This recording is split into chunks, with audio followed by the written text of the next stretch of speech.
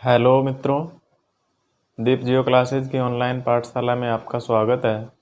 मित्रों, हमारी जो विश्व भूगोल की सीरीज चल रही है उसका आज टॉपिक है हमारा वायुमंडलीय दबाव एवं गतियाँ, atmospheric pressure and motions.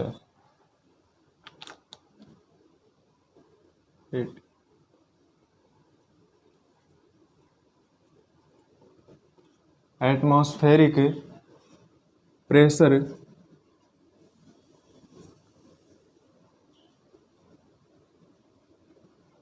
And motions.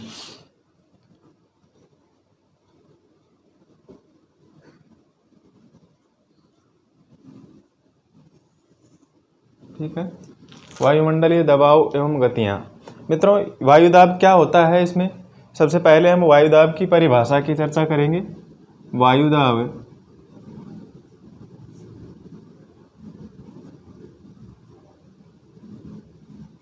की परिभाषा।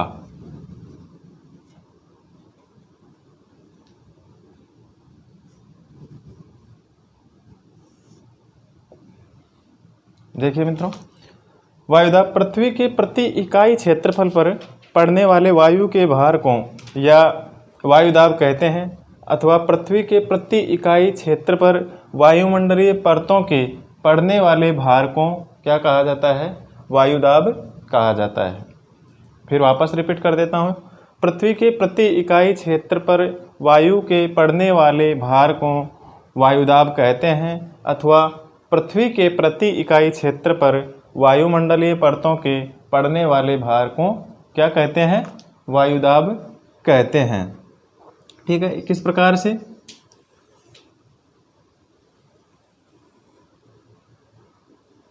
जैसे वायु एक ऐसी भौतिक राशि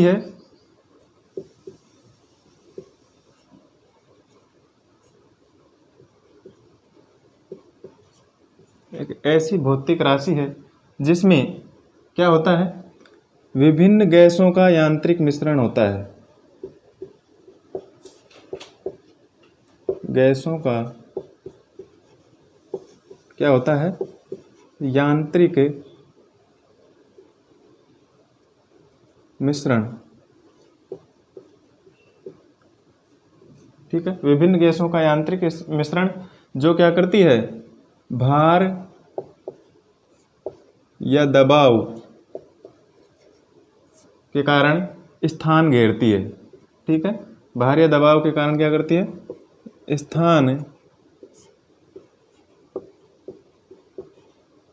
घेरती है। ठीक है, एक ऐसी भौतिक राशि जिसमें विभिन्न या गैसों का यांत्रिक मिश्रण पाया जाता है जो भार या दबाव के कारण क्या करती है? स्थान घेरती है, वायुदाब कहलाता है। ठीक है, आगे मित्रों, वायुदाब मापने का जो यंत्र होता है उसे किस नाम से जाना जाता है? वायुदाब मापने का यंत्र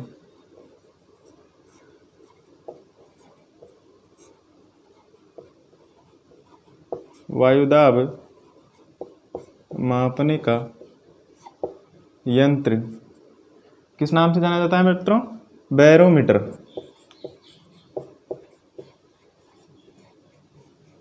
बैरोमीटर या फिर वायुदाब मापी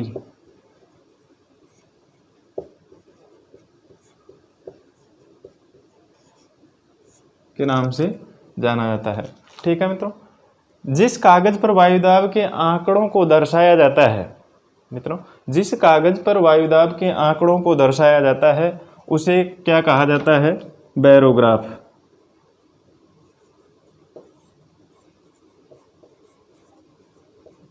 बैरोग्राफ। ठीक है, वायुदाब के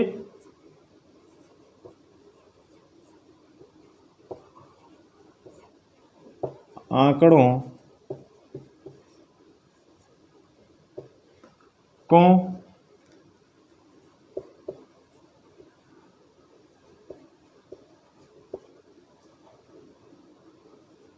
दर्शाने वाला कागज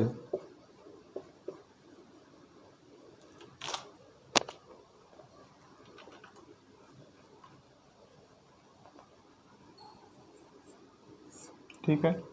वायुदाब के आंकड़ों को जिस कागज पर दर्शाया जाता है उसे बैरोग्राफ कहा जाता है।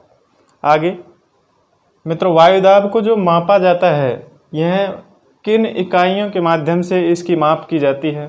तो वायुदाब मापने की जो इकाई होती है वो होती है मित्रों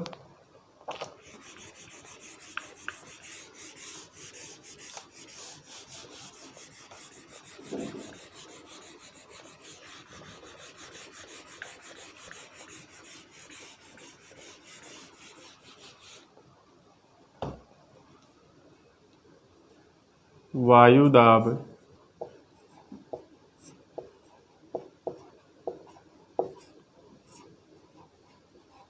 मापने की इकाई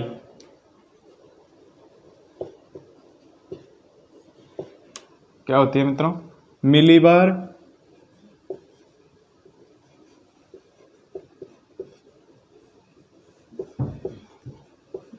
मिलीबार या फिर किलो पास्कल।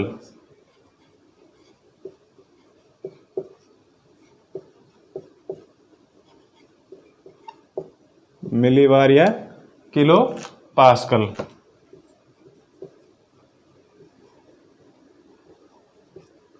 केपीए, ठीक है। अब सर्वाधिक वायुदाब समुद्र तल पर कहाँ पर पाया जाता है? विश्व में सर्वाधिक वायुदाब वाला क्षेत्र कौन सा है, इसके बारे में चर्चा करेंगे हम। सर्वाधिक वायुदाब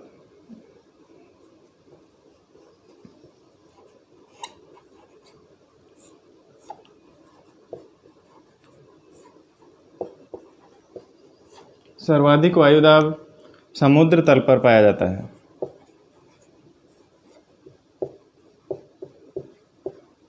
कहाँ पर पाया जाता है मित्रों? सर्वाधिक वायुदाब समुद्र तल पर पाया जाता है। और कहाँ कितना पाया जाता है? लगभग 1013.25 मिलीबार, ठीक है। समुद्र तल पर सर्वाधिक वायुदाब पाया जाता है, लगभग कितना? 1013.25 मिलीबार पाया जाता है। विश्व में सर्वाधिक वायुदाब वाला क्षेत्र, अगर बात करें विश्व में सर्वाधिक वायुदाब वाला क्षेत्र कहाँ पर है, कौन सा है? तो वह है सर्वाधिक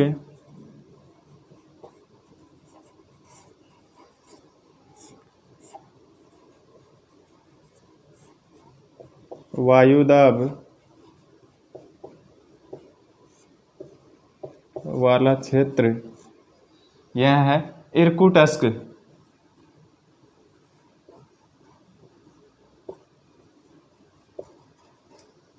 क्या है मित्रों?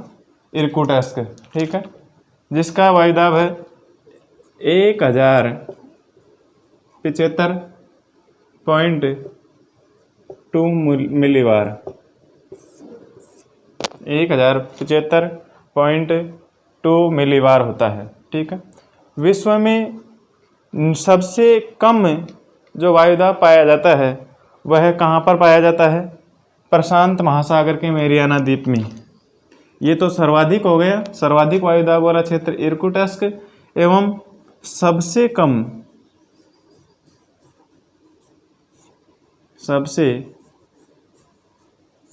कम वायुदाब वाला क्षेत्र वह है प्रशांत महासागर का मेरियाना,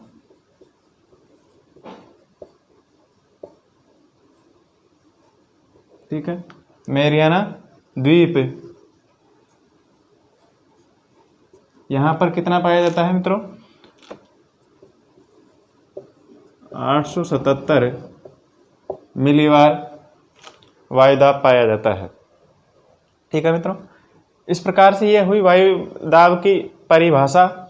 इसको मापने वाले यंत्र को किस नाम से जाना जाता है, तथा इसके आंकड़े जो दर्शाए जाते हैं वो किस कागज़ पर दर्शाए जाते हैं, या जो आंकड़े दर्शाए जाते हैं उस कागज़ को हम बैरोग्राफ के नाम से जानते हैं। तथा सर्वाधिक वायुदाब समुद्र तल पर पाया जाता है, लगभग कितना पाया जाता है? 1013.25 मिलीबार पाया जाता है। एवं विश्व में सर्वाधिक वायुदाब वाला क्षेत्र इर्कुटस्क एवं सबसे कम वायुदाब वाला क्षेत्र मेरियाना द्वीप है, ठीक है। वायुदाब तापमान तथा वर्षा का अध्ययन करने के लिए जनवरी एवं जुलाई माह का क्या किया जाता है, चयन किया जाता है। हम वायुदाब को मापने के लिए क्या करते हैं, मुख्यतः वायुदाब एवं इसके साथ साथ तापमान और वर्षा तीनों के ही अध्ययन के लिए जनवरी और जुलाई महीने का क्या किया जाता है, चयन किया जाता है। ठीक है मित्रों, आगे है। मित्रों आपको पता होगा कि जब हम किसी ऊंचे स्थान पर, जब कई पहाड़ियों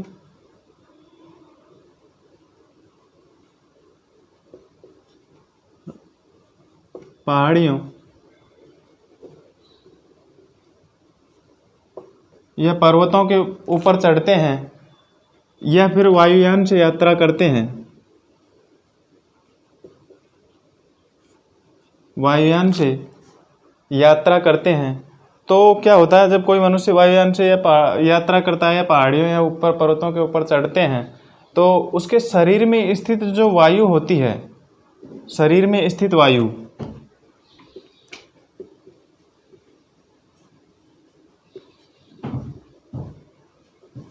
शरीर में स्थित वायु क्या होती है, अंदर की वायु बाहर की ओर क्या करती है, बाहर की ओर दबाव डालती है, बाहर की ओर दबाव डालती है एवं वायुमंडल के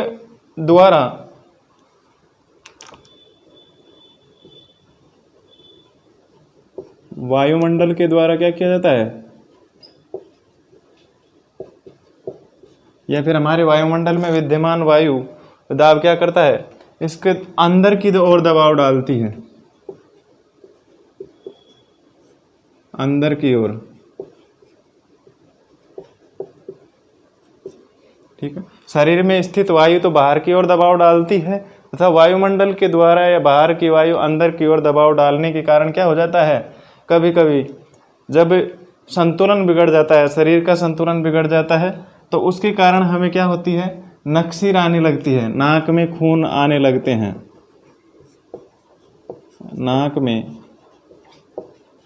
खून आने लगते हैं। किसके कारण, इसी वायुदाब की घटना के कारण कि जब हमारे शरीर में विद्यमान वायु क्या करती है, वो बाहर की तरफ दबाव डालती है तथा बाहर की वायुमंडल की वायु अंदर की तरफ दबाव डालती है, जिसके कारण क्या होता है, मनुष्य के शरीर का बैलेंस बिगड़ जाता है, संतुलन बिगड़ जाता है, जिससे नाक में खून आने लगते हैं, जिसे नक्सीर कहा जाता है। ठीक है, और मनुष्य क्या करता है, नाक कान में खून आने से घुटन महसूस करने लगता है। ठीक है, इस प्रकार यह स्थिति उत्पन्न होने से हमें ऑक्सीजन की कमी महसूस होती है। ठीक है, जो जो हम वायुमंडल में ऊपर की तरफ, धरातल से ऊपर की तरफ गति करते हैं या फिर वायुयान से यात्रा करते हैं ऊपर की तरफ, तो उससे ऊपर क्या होती है, ऑक्सीजन की कमी महसूस होने लगती है, अर्थात ऊंचाई के साथ ऑक्सीजन की मात्रा में कमी हो जाती है, जिसके कारण ये घटनाएं घटित होने की संभावना होती है। आगे मित्रों, कुछ रेखाएं जैसे सममान रेखा, मतलब कुछ वायुमंडलीय गतिविधियों का आकलन करने के लिए कुछ रेखाएं होती है, जैसे सममान रेखा,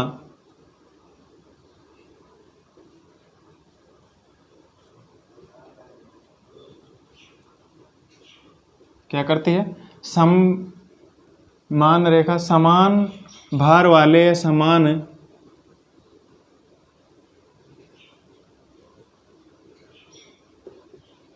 मान वाले बिंदुओं को मिलाने का कार्य करती है, मिलाने, समान मान वाले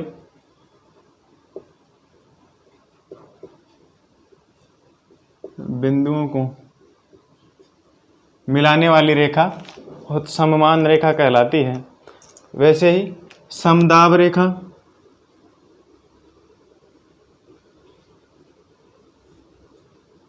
समदाब रेखा या आइसोबार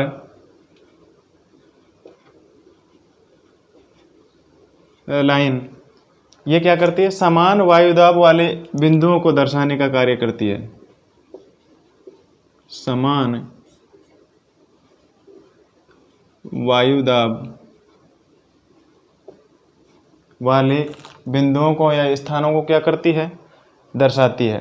तो मानचित्र पर हम समान वायुदाब वाले बिंदुओं को दर्शाने के लिए जो रेखा खींचते हैं उसे समान वायुदाब वाले बिंदुओं को दर्शाने वाली रेखा को समदाब रेखाएं कहा जाता है। एवं समान ताप वाले बिंदुओं को दर्शाने वाली जो लाइन होती है वो होती है समताप रेखा। समताप रेखाएं आइसोथर्मल लाइन, ठीक है।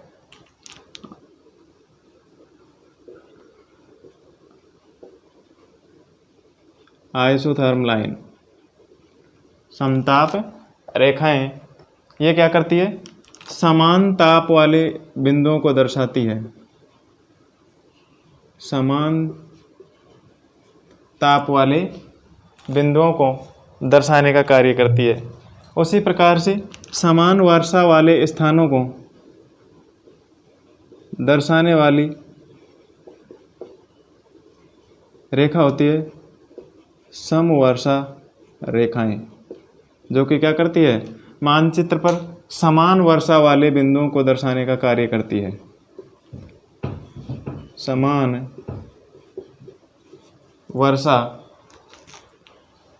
किसी स्थान पर एक समान वर्षा वाले बिंदुओं को दर्शाने वाली रेखा समवर्षा रेखा या आइसोथेट कहलाती है। इस प्रकार से ऊंचाई को दर्शाने वाली रेखा समोच्च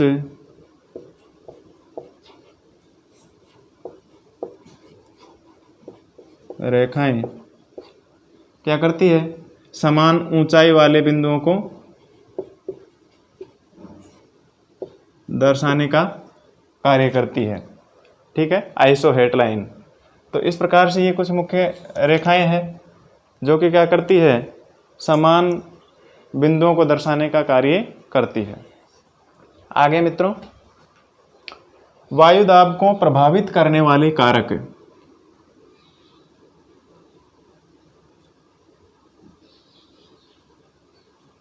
वायुदाब को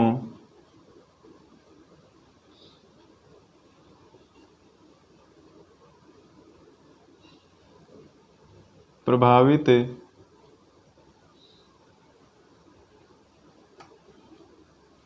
करने वाले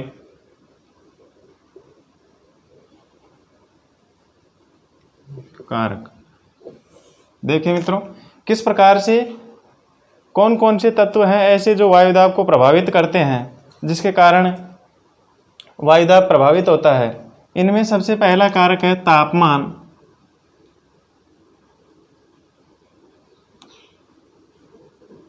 सबसे पहला कारक है तापमान। देखिए मित्रों, धरातल पर तापमान और वायुदाब में क्या होता है, विपरीत संबंध पाया जाता है। तापमान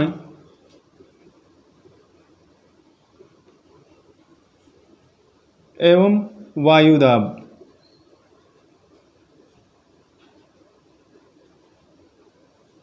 इनमें क्या होता है, विपरीत संबंध पाया जाता है। दोनों में विपरीत संबंध पाया जाता है। किस प्रकार से, जैसे तापमान अगर उच्च है, जिस स्थान पर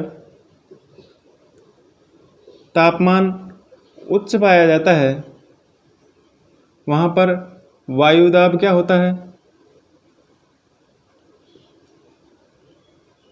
वायुदाब निम्न पाया जाता है। और जहां पर तापमान निम्न होगा वहां पर वायुदाब क्या होगा,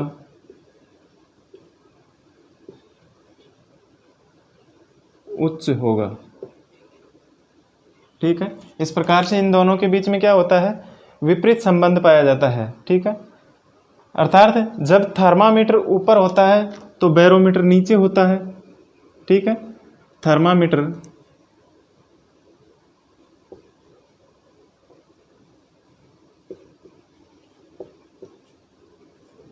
के द्वारा क्या मापा जाता है? तापमान। तो थर्मामीटर क्या होता है? जब ऊपर होता है तो बैरोमीटर क्या होता है?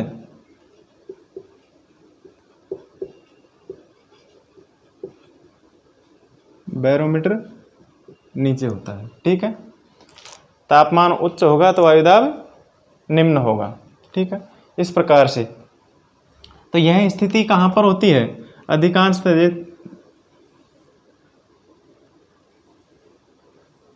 देखिए मित्रों, जैसे कि हमारी पृथ्वी पर या ग्लोब पर जो विषुवत रेखा है, यह विषुवत रेखा,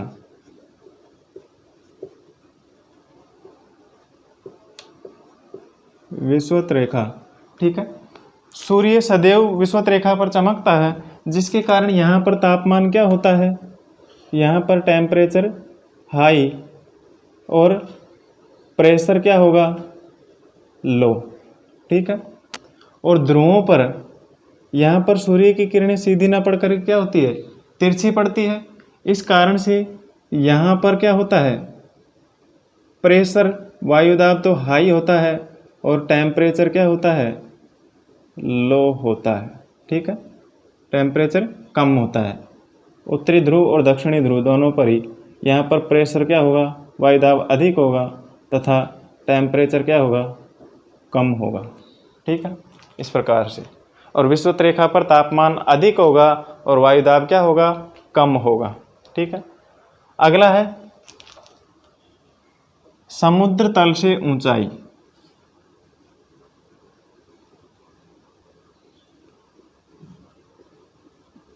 समुद्र तल से ऊंचाई। ठीक है, दूसरा कारक है समुद्र तल से ऊंचाई। मित्रों, ऊंचाई तापमान एवं वायुदाब में विपरीत संबंध नहीं होता है। क्या मित्रों? ऊंचाई तापमान एवं वायुदाब में विपरीत संबंध नहीं होता है। जब हम समुद्र तल से प्रति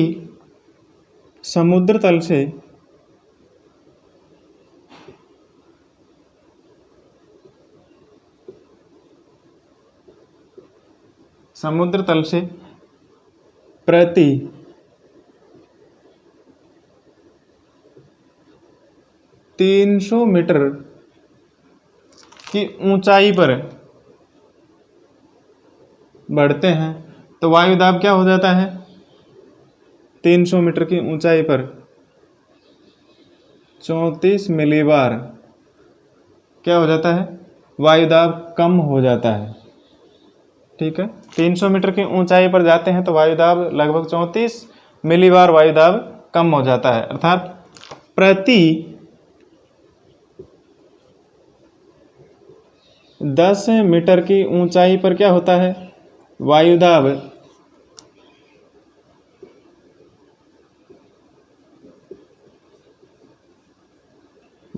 में 1 मिलीबार वायुदाब की कमी हो जाती है। प्रति 10 मीटर की ऊंचाई पर 1 मिलीबार वायुदाब क्या हो जाता है? कम हो जाता है। ठीक है, तो 100 मीटर की ऊंचाई पर कितना होगा? 100 मीटर की ऊंचाई पर वायुदाब कितना कम हो जाएगा? 10 मीटर की ऊंचाई पर वायुदाब 1 MB 1 मिलीबार कम हो जाता है। तो 100 मीटर की ऊंचाई पर 10 मिलीबार वायुदाब कम हो जाता है।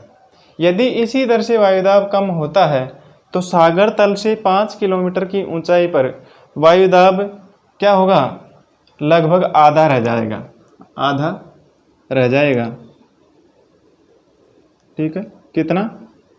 लगभग 540 मिलीबार। ठीक है, कहाँ पर? जब इसी दर से समुद्र तल से वायुदाब कम होता है तो सागर तल से 5 किलोमीटर की ऊंचाई पर वायुदाब क्या हो जाएगा? लगभग आधा 540 मिलीबार हो जाएगा। ठीक है, तो ऊंचाई के अनुरूप वायुदाब में क्या होती जाती है? निरंतर कमी होती जाती है। ठीक है, तो अब आपके समझ में आ गया होगा कि जब 10 मीटर की ऊंचाई पर 1 मिलीबार कम होता है तो 100 मीटर की ऊंचाई पर 10 मिलीबार कम होता है। और 70 मीटर की ऊंचाई पर कितना होगा? एग्जाम्पल, 70 मीटर की ऊंचाई पर वायुदाब में कितनी कमी होगी? 7 मिलीबार। ठीक है, तो इस प्रकार से अगर हमारे को क्वेश्चन पूछा जाए, कंपटीशन में ऐसा कोई क्वेश्चन आए कि यदि समुद्र तल पर वायुदाब 1010 मिलीबार है, समुद्र तल पर वायुदाब 1010 मिलीबार है, तो 970 मीटर की ऊंचाई पर कितना वायुदाब होगा? 970 मीटर की ऊंचाई पर कितना वायुदाब होगा? ठीक है मित्रों, मतलब क्या पूछा गया है? समुद्र तल पर वायुदाब, समुद्र तल पर, यह है समुद्र तल पर वायुदाब कितना है? 1010 मिलीबार। सपोज मान रहे हैं हम कि ये दिया गया है क्वेश्चन में, समुद्र तल पर वायुदाब 1010 मिलीबार है, तो 970 मीटर की ऊंचाई पर कितना वायुदाब होगा? ठीक है, इस प्रकार से आप लगा सकते हैं। 100 मीटर की ऊंचाई पर, यहाँ पर देखो 100 मीटर की ऊंचाई पर 10 मिलीबार कम हो रहा है। ठीक है, 10 मीटर की ऊंचाई पर 1 मिलीबार वायुदाब कम हो रहा है, तो और 70 मिलीमीटर की ऊंचाई पर कितना हो रहा है? 7 मिलीबार कम हो रहा है। तो यहाँ पर कितना है? 970, मतलब 970 मीटर पर कितना मिलीबार वायुदाब कम होगा? 97 मिलीबार वायुदाब कम हो जाएगा। ठीक है, क्वेश्चन को समझने का प्रयास करें। यहाँ पर 97 मिलीबार वायुदाब कम हो रहा है 970 मीटर की ऊंचाई पर। ठीक है, और वायुदाब समुद्र तल पर कितना है? 1010 मिलीबार। तो 1010 मिलीबार में से हम क्या करेंगे? 97 मिलीबार घटा देंगे तो कितना आएगा? 913 मिलीबार होगा। कहाँ पर? समुद्र तल से 970 मीटर की ऊंचाई पर वायुदाब 913 मिलीबार होगा। इस प्रकार से वायुदाब ज्ञात होगा। अगला कारक है मित्रों पृथ्वी का परिभ्रमण या दैनिक गति। 1 मिनट इंक डालते हैं इसमें। पृथ्वी का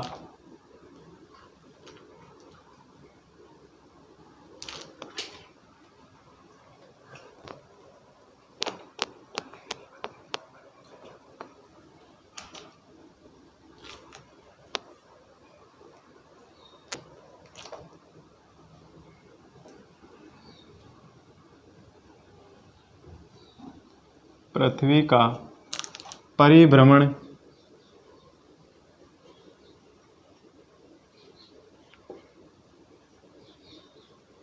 या दैनिक गति।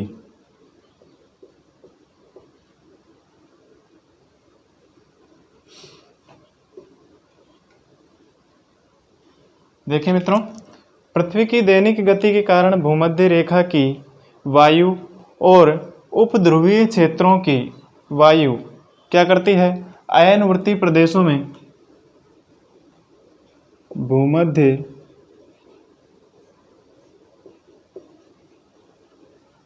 भूमध्य रेखा की वायु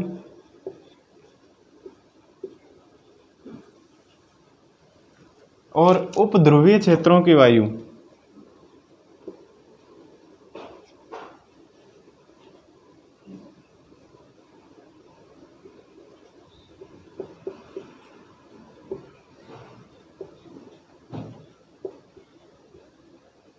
उपध्रुवीय क्षेत्रों की वायु अयनवर्ती प्रदेशों में नीचे उतरती है। अयनवर्ती